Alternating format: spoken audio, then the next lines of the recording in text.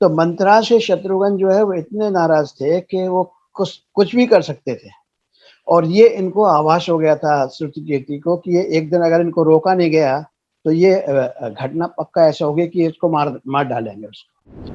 पर इनको जो बुरा, सबसे बुरा क्या लगा था कि इन्होंने जो है, जो उनकी सेकंड टेस्ट किया ना, अग्नि परीक्षा की ना, वो जो है ये अपने आप को पचा नहीं सकी श्रुतिकीर्ति। तो ये थोड़ी-सी हल्की-सी रिबेलियन हो गई थी, रिबेलियन टू दैट एक्सटेंट कि उन्होंने कहा कि राम, लोग आपको भले मर्यादा पुरुषोत्तम बोलें, लेकिन मुझे ये आपका ये चीज़ जो है वो मैं इसको स्वीकार नहीं करती हूँ। इंसिडेंटली ये श्रुतिकीर्ति बड़ी अच्छी तलवारबाज़ी करती थी। जी, जी, जी। सीता ने एक बार वर्णन किया, हाँ, सीता ने वर्णन किया है कि अगर मेरे को कोई और हरा सकता है तो श्रुतिकीर्ति, और कोई हरा नहीं सकता। तो श्रुतिकीर्ति के कैरेक्टर में 2 चीज़ थी कि she was a fighter, plus ये जो है अपने हिंदू शास्त्र वगैरह के जो है ना बहुत बड़ी विद्वान थी। तो उन्होंने राजपाट संभालने में तकलीफें बहुत हुई, लेकिन एक ज़िम्मेवारी समझ के और उन्होंने पूरा अपना जीवन जो है उस राज्य को संभालने में निकाल दिया, दोनों बहनों ने मिलके। अगर आपने लास्ट में मेरी बुक देखी होगी तो वो उर्मिला ने भी उनको पूछा है कि तुम्हारे मतलब व्हाट्स योर लास्ट विश, कि तो उसने कहा कि मेरे सबसे बड़ा दुख ज़िंदगी में तब होगा जब मेरे सामने उर्मिला नहीं होगी, और उर्मिला ने भी उसको ये चीज़ बोली। मतलब एक दूसरे के लिए जो है ना, ये कॉम्प्लीमेंट्री थी। नमस्कार सभी दर्शकों को। और आज का ये जो हमारा विषय है, इसमें हम देवी रघुवंशी सर की ये जो पुस्तक है, उन्होंने जो मुझे भेंट की है, श्रुतकीर्ति सीता सिस्टर, इसका रिव्यू करेंगे। और इस पुस्तक में कुछ बहुत ही महत्वपूर्ण जानकारियां और ऐसी जानकारियां दी गई हैं जो हमें कदाचित नहीं पता है। तो इसके विषय में आज इस पूरे वीडियो में हम सर से बात करेंगे और जानने का प्रयत्न करेंगे कि श्रुतकीर्ति का जीवन चरित्र कैसा था, और वे और ऐसी बातें जो हमें नहीं पता है। सर, आपका बहुत बहुत स्वागत है हमारी आज की इस चर्चा में। थैंक यू, धन्यवाद। सर, आपने ये पुस्तक हमें गिफ्ट करी, इसके लिए आपका बहुत बहुत धन्यवाद। और आपको बधाई सर कि मैंने देखा आपकी पोस्ट में कि ये बेस्ट सेलर के टॉप 10 कैटेगरी में आ चुकी है, कदाचित नंबर 6 पे पहुंच गई सर, नंबर 6 पे पहुंच गई है। तो सबसे पहले सर, हम थोड़ा आपका परिचय चाहते हैं हमारे दर्शकों के लिए। आप अपना थोड़ा एक संक्षेप में अपना एक परिचय दीजिए। देखिए अभिषेक, मैं जो है एक प्रोफेशनल इंजीनियर हूँ। 40 इयर्स मैंने अच्छे बड़े-बड़े कॉर्पोरेट्स में काम किया है, और कुछ मेरे लैंडमार्क अचीवमेंट्स हैं बॉम्बे, पुणे, बेंगलोर, हैदराबाद में in terms of engineering monuments. After 40 years के बाद में काम करने के बाद में ऐसा कह सकते हैं कि हाँ, मैं थोड़ा रिटायर हुआ। तो कुछ मेरी चॉइसेस थी जिसमें writing was one of the major choice. तो after that I started writing few books. Luckily I have been able to कि मैं जो है 3 बुक जो है बेस्ट सेलर की कैटेगरी में डाल चुका हूँ, जिसमें हर तरह के सब्जेक्ट पे मैंने लिखा हुआ है। And this is my latest book, Shrutkirti is my last book. Sir, सबसे पहला जो मेरा प्रश्न आता है, ये पुस्तक का जो कवर है इसे देख के, कि इसमें आपने श्रुतकीर्ति को सीता की बहन के रूप में यहाँ पे टाइटल दिया है।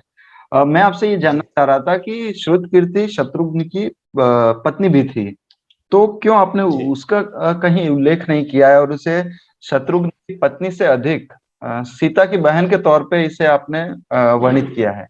ये शत्रुघ्न की जो है पत्नी तो बाद में बनी है ना, पहले तो ये सीता की बहन है ना, और इनकी पूरी जो ग्रोथ है वो सीता के सिस्टर जैसे हुई है, और शत्रुघ्न जी का हल्का सा रोल जो है थोड़ा नोवाइस जैसा हुआ है, और पूरी रिस्पॉन्सिबिलिटी जो है बचपन से लेकर के आखिरी तक जो है श्रुतकीर्ति ने दिया हुआ है, और सीता ने इनको अच्छी तरह से सपोर्ट किया है हर इश्यूज पे, और प्रोटेक्ट भी किया है, इसलिए मैं इनको सीता सिस्टर बोलता हूँ। दूसरा, कविता कांडे जी ने एक उर्मिला के बारे में एक बुक लिखी है जिसको सीता सिस्टर नाम से दिया हुआ है। वो उसने मुझे थोड़ा इम्प्रेस किया, तो मैंने अपनी बुक का नाम भी जो है सीता सिस्टर करके दे दिया है। अच्छा, तो आपकी पुस्तक का अधिकतर रेफरेंस कहाँ से है? वाल्मीकि रामायण से? वाल्मीकि रामायण है, इसमें तुलसीदास रामायण है, इसमें कुछ रामायण जो है साउथ की रामायण है, कुछ रेफरेंस कंबोडिया की रामायण का है, श्रीलंका की, कुछ चाइना की। ये हल्के हल्का सा रेफरेंस मैंने, बिकॉज श्रुतकीर्ति के बारे में बहुत ही मामूली सा जो है अपने उसमें रामायण में मिलता है, चाहे तुलसीदास जी ने लिखी हो या वाल्मीकि जी। उर्मिला का रेफरेंस फिर भी थोड़ा मिल जाता है, लेकिन श्रुति कीर्ति का तो बिल्कुल भी रेफरेंस कहीं भी नहीं मिलता है। फॉर्चुनेटली अब मेरे को जो है ना कुछ चाइनीज बुक्स में मिल गया जिसने रामायण लिखी है, कंबोडिया के रामायण मिल गया, और हमारे साउथ में जो रामायण जो चलती है उसमें काफी रेफरेंस मेरे को मिल गया। तो बेसिकली क्या है, आप इसको ऐसे बोल सकते हैं कि जैसे किसी को नीडल ढूंढते हैं ना हिस्टोरिक में, वैसा मैंने ढूंढ के इसको निकाला। थोड़ी मेहनत की है, पर मतलब मेरी मेहनत जो है ऐसा लगता है कि सफल हो गई। कितना समय लगा सर आपको? इसको पूरा करने में अबाउट 2 महीने लगे जी। तो सर जैसा कि हम देखते हैं कि यदि मैं कहूँ कि जनमानस में रामायण या रामायण की जो कथाएं प्रचलित है उसमें श्रुत कीर्ति का जो स्थान है वो लगभग न के बराबर, कहूँ तो इसमें कोई न के बराबर अतिशयोक्ति नहीं है। तो ऐसे जी। में मैं आपसे जानना चाहता हूँ कि आपने इस पात्र में ऐसा क्या देखा कि इसके ऊपर पूरी एक पुस्तक ही लिख डाली? इसका जो है जब मेन जो कारण है वो ये है कि इनका जो सेक्रीफाइस है ना वो सीता से कुछ कम नहीं है, उर्मिला से कम नहीं है, पर क्यों अनफॉर्चुनेटली जो है हमारे ऋषियों ने या लेखकों ने इसको ज्यादा उभारा नहीं है। तो मेरे को थोड़ा अजीब सा लगा कि उन लोगों ने क्यों नहीं लिखा। तो मैंने कहा अगर उन्होंने न भी लिखा तो मैं कम से कम मैं प्रयास कर सकता हूँ। उसी प्रयास में ये जो है मैं पुस्तक आप लोगों के सामने पेश कर पाया। ठीक है। तो सर एक और बड़ी बात है कि हमने रामानंद सागर की रामायण देखी और अधिक जो जनमानस में देखे तो उसी का प्रभाव है, कोई पढ़ता है नहीं। रामानंद सागर की रामायण में हम देखें तो अयोध्या के राजकुमारों का बाल्यकाल कैसे था उसका हमें आभास हो जाता है, किंतु मिथिला की राजकुमारियों का बाल्यकाल हमें नहीं पता है कि सभी बहनों में आपस में प्रेम नोकझोंक वो कैसा था। और आपने कई हद तक इस पुस्तक में इसे चिन्हित भी किया है, थोड़ा इसे बताइए। मैं आपको थोड़ा इनका बैकग्राउंड बता देता हूँ कि ये जो चारों बहनें जो हैं, सीता, मांडवी, उर्मिला और श्रुति कीर्ति, ये जैसे आम जैसे अपने भारतीय लड़कियां होती हैं या महिलाएं होती हैं उनके जैसा ही इनका जीवन है। हाँ, ये प्रिंसेस हैं, बड़े अच्छी तरह से इनकी पाल पोष किया हुआ है, इनकी पढ़ाई लिखाई भी बड़े शास्त्रों वगैरह में सब कुछ किया हुआ है। लेकिन इन्होंने आम आदमी की तरह, आम लड़कियों की तरह भी अपना जीवन जो है व्यतीत किया है, जिसमें ऐसी कुछ इंस्टेंसेस भी हैं कि ये जैसे पेड़ के ऊपर जाती हैं, पेड़ के ऊपर चढ़ जाती हैं। श्रुति कीर्ति जो क्योंकि ये सबसे लंबी थी और एनर्जेटिक थी, तो ऐसे भी इंस्टेंस थे कि टॉप पे जाके ये पहुंच जाया करती। तो इनका जो लाइफ है वो एकदम जैसे नॉर्मल अपना एक तरह से कहना चाहिए भारतीय लड़कियों जैसा ही है, सेम है जी। इनका जो है मेल जोल ऐसा था कि at one point of time इन्होंने ये डिसाइड किया कि हम चारों बहनों को इकट्ठा रहना है, इसलिए हम एक ही परिवार में जाके जो है विवाह करेंगे। और उनका विवाह उन्होंने एक ही घर के अंदर, एक ही राजघराने के अंदर किया। ये इनकी आपस में वो थी। नोक-झोंक दोनों चारों बहनों में से सीता को छोड़ के होती रहती थी। जैसे उर्मिला हैं या मांडवी हैं, ये उनको कभी-कभी टीज़ किया करती थी, लेकिन वो जो है सिर्फ़ प्रेम से। तो सीता जो है वो उनको प्रोटेक्ट करती थी, जो है ना ये छोटी है, and she was just 11 years, जब 11 साल की थी उस वक़्त ये जो है। तो ये जो है ना इनको बोलते थे कि ये हमारी किड सिस्टर है। श्रुत कीर्ति विवाह के लिए पहले तैयार नहीं थी और जी। माँ सीता ने फिर उन्हें समझाया और फिर वे विवाह के लिए तैयार हो गई। तो थोड़ा इसके विषय में बताइए, क्या वो प्रसंग था? वो इस तरह से हुआ था कि एक तो उस वक़्त ये जो है ना थोड़े शास्त्र वगैरह की विद्या प्राप्त कर रही थी, और दूसरा क्या था कि उन्होंने कहा कि मैं सिर्फ 11 साल की हूँ। अच्छा। जबकि सीता जी उस वक़्त जो है 16 ईयर्स की हुई, तो कहते हैं आई एम टू यंग कि मेरे को अभी आप लोग शादी कर दो जाके, तो इसलिए उन्होंने उसको ऑब्जेक्शन किया। और काफ़ी प्रोटेस्ट भी किया है उन्होंने अपने फादर से, जनक जी से जाके, कि मैं अभी ये विवाह नहीं कर सकते। और सीता जी ने उनको यही समझाया कि भाई जैसे हम यहाँ घर में रहते हैं वैसे ही हम आपको वहाँ जाके रखेंगे। हमारा पूरा आपको जो है ना सहयोग रहेगा, आपको गाइडेंस होगी, और पूरा ध्यान रखेंगे जैसे किसी बच्चे का रखते हैं। और एट ए लेटर डेट थोड़ा समझाने के बाद में इनको शत्रुघ्न अच्छे भी लगने लग गए थे, क्योंकि वो राजकुमारों में सबसे छोटे थे। तो बाद में ये इस हिसाब से तैयार हो गए। ठीक है। और आप ये भी लिखते हैं कि माँ सीता और प्रभु श्री राम जब तिरेक एक दूसरे को लंबे समय तक जब वो उद्यान में या बगीचे में देख रहे थे, तो एक वहाँ पे एक अलग सी परिस्थिति घटित हो चुकी थी। तो उसे भी श्रुत कीर्ति ने ही संभाला था और वे माँ सीता को फिर वो पूजा के लिए ले गई थी, तो ये सभी थोड़ा बताइए। जी, सीता जी एक्चुअली जब रामचंद्र जी को देखा ना तो बहुत ही ज्यादा उनसे प्रभावित हो गए। इतनी प्रभावित हो गए कि जो है वो कॉन्स्टेंटली या तो उनकी तरफ देख रही या उनकी आईज जो है बंद हो गई थी। जो पर्पस था उनका कि हमको गौरी की पूजा के लिए जाना है, वो करीब करीब भूल गई थी।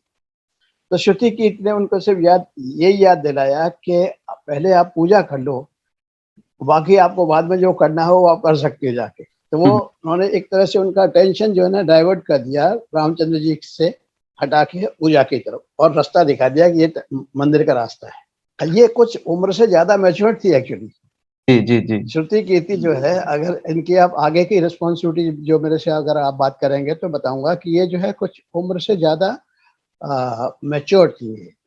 जी जी जी। स्पेशली जब कि काफी आगे जाके जैसे दशरथ जी की डेथ हो गई थी, रामचंद्र जी, भरत ये सब बाहर चले गए थे, तो इन्होंने कम उम्र में भी सारी रिस्पॉन्सिबिलिटी ले ली थी जाके पूरे राज्य की। ठीक है, इस पर हम आते हैं। ये पुस्तक में आप अगर मैं देखूं आगे तो इसमें आप लिखते हैं आगे कि श्रुत कीर्ति का जब विवाह हुआ तब उस समय उन्हें पता भी नहीं था कि इस विवाह के मायने क्या हैं। उन्होंने, जैसा कि आपने बताया, कि ना भी कह दिया था, किंतु फिर माँ सीता और अन्य बहनों ने समझाया कि चिंता मत करो, हम तुम्हारा पूरा ध्यान रखेंगे। ठीक है, किंतु जैसा कि आपने बताया कि विवाह के बाद कुछ परिस्थितियां बदलती हैं और उन परिस्थितियों में तीनों बहनों की जो जवाबदारियां हैं वह अकेली इस बालिका पर आ जाती हैं। जैसे हम देखते हैं कि राम, लक्ष्मण और सीता वनवास के लिए जा चुके होते हैं, भरत मांडवी नंदीग्राम में कुटिया में रह रहे होते हैं, उर्मिला पहले ही चिर निद्रा में जा चुकी थी, और राजमाताओं के रो रो के आंसू सुख नहीं रहे थे, और प्रजा के दुख का भी कोई सानी नहीं। साथ ही शत्रुघ्न का भी हमें आपकी पुस्तक से उल्लेख मिलता है कि वे मंथरा पर इतने क्रोधित थे कि वे कभी भी उन्हें मार सकते थे। तो ये एक पूरी सिचुएशन थी, हम देखें तो अयोध्या की। तो इन सभी को संभालने का कार्य अकेली इस बालिका पर आ जाता है। तो ये जो ट्रांसफॉर्मेशन है कि एकदम से जहां विवाह क्या है समझ नहीं थी और अचानक वे रघुकुल को संभालने लगती हैं, तो इसके विषय में थोड़ा बताइए सर। इसमें सबसे जो जो जो इम्पोर्टेंट है अभिषेक जी, वो ये है कि जैसे ये मंत्रा का आपने बताया मेरे को, तो मंत्रा से शत्रुघ्न जो है वो इतने नाराज थे कि वो कुछ भी कर सकते थे। और ये इनको आभास हो गया था श्रुति कीर्ति को कि ये एक दिन अगर इनको रोका नहीं गया तो ये घटना पक्का ऐसा होगी कि इसको मार डालेंगे उसको। तो इन्होंने शिकायत की भरत से। तो अच्छा। भरत जी ने आकर के बीच में इनको इस तरह समझाया कि शायद वो नहीं करेंगे, वो इसलिए नहीं करेंगे कि उनको मालूम है कि राम की अपनी कुछ मर्यादा है, वो कभी भी किसी जो है ना स्त्री के ऊपर कभी हथियार नहीं उठाते हैं। इस तरह से इन्होंने फिर शत्रु की तो समझाया कि वो नहीं करेंगे। हालांकि even Bharat wanted to kill her, Bharat ने भी एक बार उनको ऐसा सोचा था कि मैं इसको मार दूंगी, लेकिन सिर्फ राम की मर्यादा को ध्यान में रखते हुए दोनों ने अपने आप को विड्रॉ कर लिया वहां से जाकर। और पूरी रिस्पॉन्सिबिलिटी इसकी जो है श्रुति कीर्ति को थी, क्योंकि अगर ये नहीं बोलती तो पता नहीं कुछ भी वहां पर हो सकता था आवेश में आके जो है। अच्छा। तो इनकी जो जिम्मेवारी थी वो मतलब काफी वैसी है जो अपन इम्पोर्टेंट कैटेगरी में रख सकते हैं। जैसे हम देखते हैं कि उस समय यदि हम सही तरीके से देखें तो अयोध्या का जो राजपाट था वे ये दोनों ही संभाल रहे थे, श्रुतकीर्ति और शत्रुघ्न, जो कि उम्र में सबसे छोटे थे, और वे सभी बड़ों की जिम्मेदारी अपने कंधों पे लेके इसे संभाल रहे थे। आपकी पुस्तक में आपने लिखा है कि एक रात्रि श्रुतकीर्ति अपने महल के छत पर टहल रही थी, तभी माँ कौशल्या उन्हें बुलाकर पूछती है कि आप इतने रात पड़े क्या कर रही हो, और शत्रुघ्न कहाँ है। तो वो क्या प्रसंग था, थोड़ा इसे बताइए। हाँ, ये मैं बताता हूँ आपको। ये मतलब मेरी पुस्तक का सबसे अच्छा वर्णन जिस मेरे को यही लगता है उसमें। अच्छा। नॉर्मली क्या था, जब राजपाट ये शत्रुघ्न संभालने लगे तो हर रात को ये जो है वहां से अपने शासन, वहां से इसको आप ऑफिस बोल सकते हो, जो है वहां से वापस आते थे। हर रात को ये उनसे हर तरह के डिस्कशन करते थे, चाहे वो एडमिनिस्ट्रेशन से रिलेटेड थे या लीगल थे या विक्ट्री के थे या कोई भी परेशानी थी वहां पे, ये दोनों जो है श्रुति और शत्रुघ्न डिस्कस किया करते थे। पर एक पर्टिकुलर सीजन में वो 2 साल तक क्या हुआ कि ये जो है शत्रुघ्न आए नहीं। तो इनको जो है ना थोड़ी चिंता होने लगी श्रुति कीर्ति को कि ये एक्चुअली प्रॉब्लम क्या है इनकी। तो ये सोचते सोचते जो है ना ये क्या कर रही थी, परेशानी में छत पे घूम रही थी, उसके नीचे जो है माँ कौशल्या का रूम था। इनके जो आहट, जो पैरों की आहट थी, उससे जो है वो उनकी नींद खुल गई। उनकी नींद भी बड़े परेशानी की थी, बिकॉज वो अभी भी जो है अपने पुराने जो है दुख से वापस नहीं आई थी, जिसमें दशरथ राजा की मृत्यु थी और राम लक्ष्मण और सीता का वनवास जाना था। इस दुख से वो निकली नहीं थी, मतलब हार्डली सोती थी, पर उस मोमेंट उनको जैसे नींद लगी और वैसे उनको ये इसके फुटस्टेप्स वगैरह जो है सुनाई पड़ गए। तो इमीडिएटली उन्होंने जो है वहाँ के जो उनकी जो सिक्योरिटी थी, जो उनसे बुलाया, पता किया कि किसकी है। तो कहता है ये आपकी छोटी बहू, सबसे छोटी वाली बहू ऊपर टहल रही है। तो उनको बड़ा अजीब सा लगा कि इस ऑड टाइम पे, रात के अंधेरी रात में और इस टाइम पे ये क्यों घूम रही है। तो उन्होंने उनको बुलाया और उनसे पूछा कि क्या तुमको कोई स्लीप डिसऑर्डर है, नींद की प्रॉब्लम है, तो ऐसा कैसे घूम रही हो, शत्रुघ्न कहाँ है। तो कहता है मैंने तो उनको 2 साल से नहीं देखा है। तो उनको बड़ा दुख हुआ। उन्हें इमीडिएटली जो है ना अपना जो है रथ वगैरह मंगाया और साथ में लेके शत्रुघ्न के पास चले। तो शत्रुघ्न उस वक्त क्या थे, वो नंदीग्राम में जहाँ पर भरत रहते थे, उनके बाहर वाले दरवाजे में एक शिला थी पत्थर की, उस पर जाके वो जो लेटे हुए थे ऐसे हाथ लगा करके, यही तकिया था उनका हाथ लगाने वाला। तो उनको जो है बड़ा, माँ को भी बड़ा दुख हुआ कि ऐसा क्या प्रॉब्लम है बच्चे को कि इस तरह हालत हो गए। उसने उसके सिर पे हाथ फेरना शुरू किया। तो हाथ फेरने से जो फीलिंग उसको हुई शत्रुघ्न को, तो उनको इमीडिएटली पता लग गया कि माँ आई हुई। तो उन्होंने कहा माँ आप क्यों आई यहाँ पे, आप मेरे को बुला लेते। तो कहता है कि ऐसा, माँ तो माँ ही होती है, मेरे को आना ही था, पर ऐसा कैसे हो गया, आप इस हालत में क्यों हो, आप आराम से महल में क्यों नहीं रह सकते हो। तो कहता है माँ मैं आराम से कैसे रह सकता हूँ, राम सीता और लक्ष्मण वनवास में है, और वो भी ऋषियों के वेशभूषा में। भरत जो है वो ऑलरेडी सन्यासी में है, और उनकी पत्नी भी जैसे सन्यासी रहते हैं ऐसे रहते हैं, तो मैं महल में कैसे रह सकता हूँ। तो ये जवाब सुन के जो है इसको श्रुति कीर्ति को थोड़ा सा मतलब आत्मसंतुष्टि हुई कि अगर नहीं मिले शत्रुघ्न तो कोई बात नहीं, पर वो भी अपने त्याग में है। तो ये इस तरह का वर्णन है उसका। बहुत ही अच्छा वर्णन है और मैं अपने दर्शकों से कहूंगा कि वे इस पुस्तक को पढ़ें और इस तरह के कई वर्णन है उनको समझें। अच्छा आगे बढ़ते हैं। जब राम वनवास से लौटते हैं और फिर माँ सीता को अयोध्या छोड़ना पड़ता है, तब लक्ष्मण, भरत, शत्रुघ्न, उर्मिला, मांडवी सभी एक एक करके श्री राम को समझाने का प्रयत्न करते हैं, किंतु राम बड़े ही सहज रूप से उन सभी को समझा पाने में सक्षम हो जाते हैं। वे अपने तर्क उन सभी के सामने सिद्ध कर देते हैं। किंतु आपने जिस तरह से लिखा है उससे ये पता चलता है कि श्री राम को जिनके सामने सबसे अधिक संघर्ष करना पड़ा और जो मानने को तैयार ही नहीं थी, वे एकमात्र श्रुत कीर्ति थी। तो उसके बारे में थोड़ा बताइए। श्रुति कीर्ति वैसे भाई नेचर जो है वो थोड़ी स्टबर्न थी। अगर कोई चीज उनको सत्य लगती है तो उसके लिए वो कुछ भी हद तक जा सकते हैं, चाहे वो मर्यादा पुरुषोत्तम राम हो या उनके परिवार के कोई भी पुरुष हो जाए। तो उनको अगर कोई चीज जो है अपने हिसाब से, धर्म के हिसाब से ठीक नहीं लगती है, तो हमेशा उनको अपोज करना ही था। तो भगवान राम उनको तभी तक यही सोचते थे कि अरे ये तो छोटी सी बच्ची है, she is like a kid sister to me. तो उनको जो है समझाने की पूरी कोशिश करते थे अपने हिसाब से। पर इनको जो बुरा, सबसे बुरा क्या लगा था कि इन्होंने जो है, जो उनकी सेकंड टेस्ट किया ना, अग्नि परीक्षा की ना, वो जो है ये अपने आप को पचा नहीं सकी श्रुति कीर्ति। तो ये थोड़ी सी हल्की सी रेवेलियन हो गई थी, रेवेलियन टू दैट एक्सटेंट कि उन्होंने कहा कि राम, लोग आपको भले मर्यादा पुरुषोत्तम बोले, लेकिन मुझे ये आपका ये चीज जो है वो मैं इसको स्वीकार नहीं करती हूँ।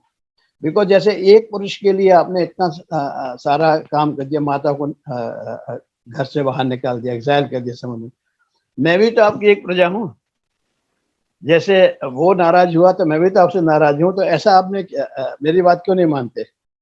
जब राम को ये समझ में आया कि ये अभी समझने वाली है नहीं, तो उन्होंने क्या किया, उनको हल्का सा अपना जो दिव्य रूप दिखा दिया। दिव्य रूप दिखाने के बाद में ये थोड़ी सी शांत हो गई। ये घटना है इसकी। अच्छा, और ये भी आपके पुस्तक में उल्लेख मिलता है कि वे सभी को उन्होंने क्षमा कर दिया था श्रुतकीर्ति ने, किंतु वे लक्ष्मण को उन्होंने कभी क्षमा नहीं किया। कि उन्होंने हाँ, उर्मिला के साथ जो किया उनका उन्हें बड़ा खेद रहा, तो ये क्या था थोड़ा? और क्योंकि लक्ष्मण ने जो है ना, इवन पहले तो 14 साल के लिए जो है उर्मिला को छोड़ दिया था। उर्मिला जो है किस्मत से जो है ना इनकी सबसे प्रिय बहन थी, श्रुति कीर्ति की। तो अच्छा, उनको पहले तो वो 14 साल उनका अलग होना जो है वो अच्छा नहीं लगा। वो भी मतलब जब उनके पूरा यूथ था, पूरी जवानी के टाइम पे था जो है। उसके अलावा जब लास्ट में उसको जो एक घटना और हुई थी कि जब ये लक्ष्मण जाने वाले थे ना राम के साथ में, तो जी, वो जो है एकदम अपने बालकनी में बड़े तैयार वैयार होकर जो है खड़ी हुई।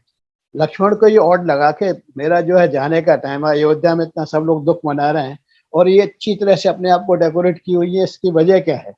तो इससे उन्होंने जो है उनको कुछ उल्टा सीधा बोल दिया कि तुम तो कैकई से बुरी हो, आपसे तो कैकई अच्छी थी जाके, इस तरह से कुछ बात हुई थी।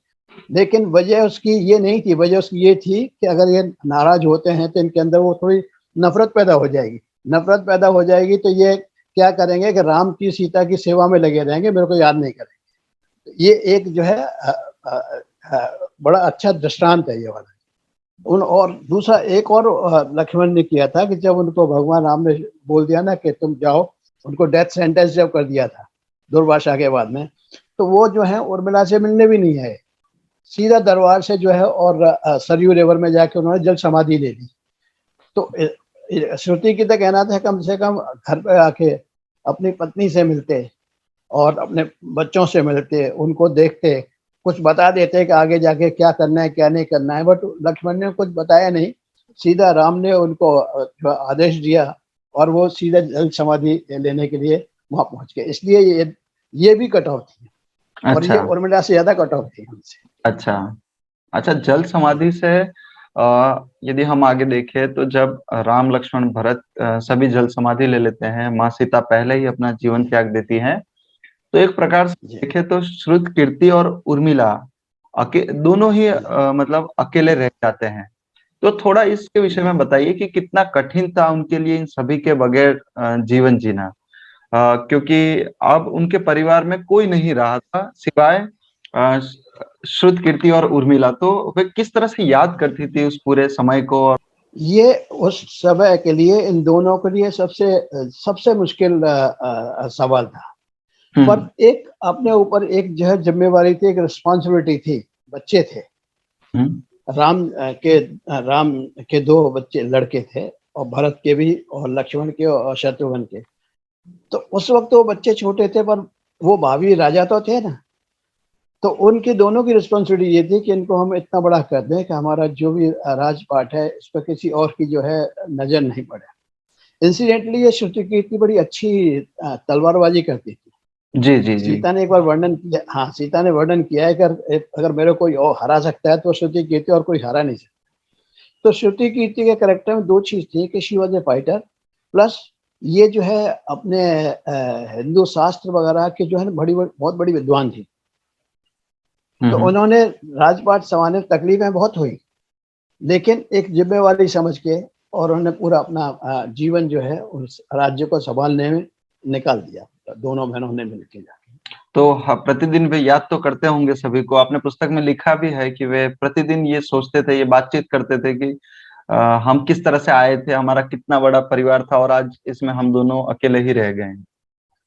हाँ, ये उनके जो है ना उनका जो फ्लैशबैक था वो करीब करीब हर समय होता रहता था। पर ये एक दूसरे के लिए जो है ना वो सहारा थी। जी। हम्म, अगर आपने लास्ट में मेरी बुक देखी होगी तो वो उर्मिला ने भी उनको पूछा है कि तुम्हारे मतलब व्हाट्स योर लास्ट विश के, तो उसने कहा कि मेरे सबसे बड़ा दुख जिंदगी में तब होगा जब मेरे सामने उर्मिला नहीं होगी। और उर्मिला ने भी उसको ये चीज बोली। मतलब जी, एक जी, दूसरे जी। के लिए जो है ना ये कम्प्लीमेंट्री थी जो।